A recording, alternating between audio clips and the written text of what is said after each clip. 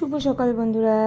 দেখো আমার সকালবেলায় না আমার ছেলে বলছে গভীর পরোটা নিয়ে যাবো। আমি বললাম আমি গভীর পরোটা পারি না বেটু, তুই আমার কাছ থেকে লুচি নিয়ে যা। আমার মানে সেই বলে না যুদ্ধ শুরু হয়েছে আমারও, যাই দেখো প্রথম বিশ্বযুদ্ধ শুরু হয়ে গেছে। আমার ছেলে হচ্ছে প্রথম বিশ্বযুদ্ধ। এবার ওর বাবা ওকে রেডি করাচ্ছে আর আমার শাশুড়ি মা তার ছেলের জন্য সবজি কাটছে।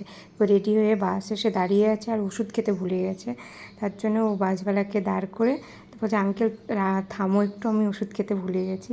তারপরে দেখো ওষুধ খেয়ে ও চলে গেল। এই দেখো, আর যুদ্ধের কথা বললাম না, আমার ছেলে হচ্ছে প্রথম বিশ্বযুদ্ধ। তো প্রথম বিশ্বযুদ্ধ আমার কমপ্লিট হয়ে গেলো। এবার আমার দ্বিতীয় বিশ্বযুদ্ধ শুরু হবে আমার বড়মশাইয়ের জন্য টিফিন হচ্ছে রুটি, ভেন্ডি ভাজা আর দই। বললো দই নিয়ে যাবো, কালকে রাত্রে দই বসিয়েছি। দইটা কেমন হয়েছে বলো, বলবে কিন্তু সবাই।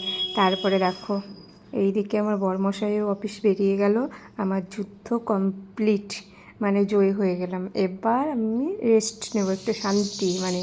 তারপরে দেখো আমার শাশুড়ি মানে মার জন্যে চা বানালাম। মা লিকার চা খায়, দুধ চা খায় না। আর এদিকে আমার জন্য একটু চা করছি, লুচি আছে যেহেতু একটু দুধ চা না হলে ভালো লাগে না।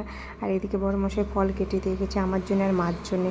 কে কে খাও বলো তো, আমার একদম ভালো লাগে না। হ্যাঁ, আর বাসি পেটে ফল খাই কেউ বলো তো? আমি তো আগে চা আর লুচি খাবো তারপরে ফল।